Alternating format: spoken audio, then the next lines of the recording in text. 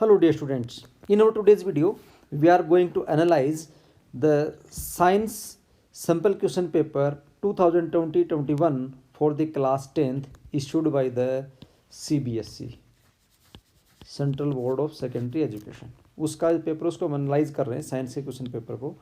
ये आप सभी को पता है कि जो 100 मार्क्स का पेपर होता है उसमें से 80 मार्क्स जो होते हैं वो थ्योरी के आते हैं, पहले भी यही होते थे, और 20 मार्क्स प्रैक्टिकल के होते हैं और टाइम अलॉटेड है वो 3 आवर्स है। इस बार क्वेश्चन में थोड़े से चेंज किए गए, लाइन टू लाइन जो CBSE ने इंस्ट्रक्शंस दिए हैं उनको हम देखते हैं और उसी को फिर हम डिटेल में बताते हैं आपको कि कैसा क्या करना है। पहले में इसमें मेन लिखा है कि the question paper 4 section A, B, C and D and there are 36 questions in the question paper and all questions are compulsory। मतलब आपको कोई भी चॉइस नहीं मिलेगी, 36 क्वेश्चन है तो 36 क्वेश्चन ही आपको अटेम्प्ट करने हैं। पहली बात ये है। दूसरी बात थोड़ी ज़्यादा इंपॉर्टेंट है, जो सेक्शन A है इसके अंदर क्वेश्चन नंबर 1 से लेके क्वेश्चन नंबर 20 तक हैं और all questions and parts thereof are of the 1 marks each. 20 question है, एक एक नंबर के हैं, 20 क्वेश्चन हैं। दीज क्वेश्चंस कंटेन, यहाँ आपको ध्यान देना है इन क्वेश्चंस के अंदर क्या है, कुछ मल्टीपल चॉइस क्वेश्चंस हैं, MCQ जिनको बोलते हैं, मतलब आपको एक क्वेश्चन के 4 ऑप्शन मिलेंगे, उसमें से एक सही, उसको टिक लगाना है। कुछ very short answer type question हैं, very short answer type question हैं, यानी वेरी शॉर्ट आंसर में आपको क्या होता है, या तो आपको 1 वर्ड का आंसर मिलेगा या आपका 1 लाइन का आंसर मिलेगा, ज़्यादा बड़ा इसके अंदर नहीं लिखना होता। जो सबसे बड़ा चेंज इस बार हुआ है वो चेंज क्या है, वो चेंज ये है assertion and reason. Assertion and reason का कॉन्सेप्ट डाल के पेपर को थोड़ा सा ज़्यादा कॉन्सेप्चुअल बनाने की कोशिश की गई है और इस बार के पेपर में ये भी कोशिश की गई है कि बच्चे जो हैं वो रट्टा ना लगाएं, रट्टा मारने की बजाय वो कॉन्सेप्ट को समझें और उसके अकॉर्डिंग आंसर लिखें। तो पूरा क्वेश्चन पेपर इस प्रकार से डिज़ाइन किया गया है। असर्शन एंड रीजन क्या होते हैं, जब हम इसका सॉल्यूशन आपको देंगे तो वहाँ आपको पता चल जाएगा। हमारा जो नेक्स्ट वीडियो आने वाला है इसके सॉल्यूशन का, पूरे पेपर का हम सॉल्यूशन करेंगे, तो वहाँ आप उसको ज़रूर देखना कि कैसे आपको क्वेश्चन सोल्व करने होते हैं। Answer this should be given in 1 word और 1 सेंटेंस। मैंने आपको बता दिया या तो 1 वर्ड का रहेगा या 1 सेंटेंस का रहेगा।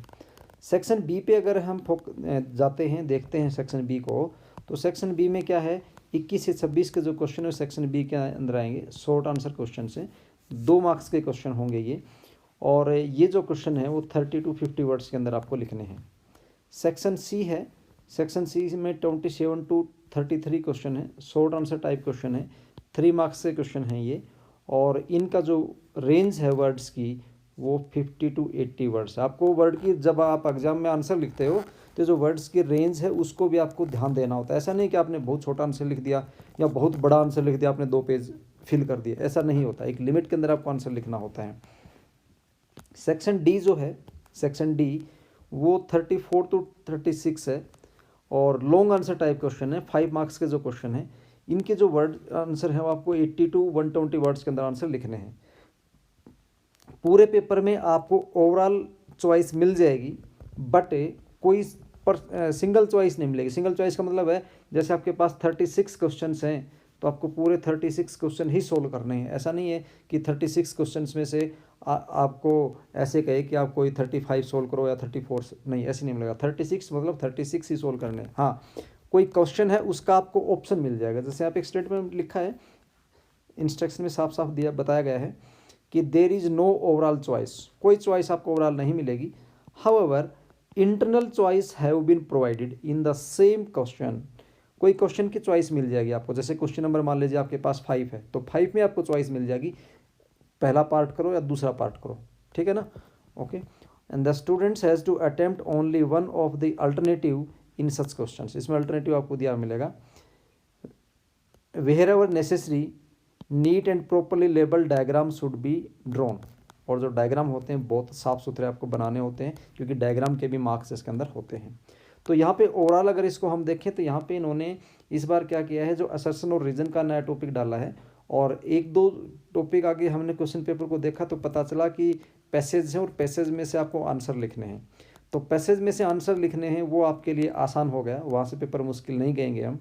पैसेज पढ़ के आपको आंसर लिखने होंगे, वहाँ से पैसेज को अच्छे से आप समझ लेंगे, आंसर लिख देंगे, तो वो आपके लिए बहुत ही आसान है। ना, वो तो पेपर को आसान बनाता है। बट असर्शन एंड रीजन वाला पार्ट है, ये थोड़ा सा कॉन्सेप्चुअल और लॉजिकल पेपर को बनाता है। तो यहाँ रट्टे से काम नहीं चलेगा, आपको कॉन्सेप्ट समझना पड़ेगा।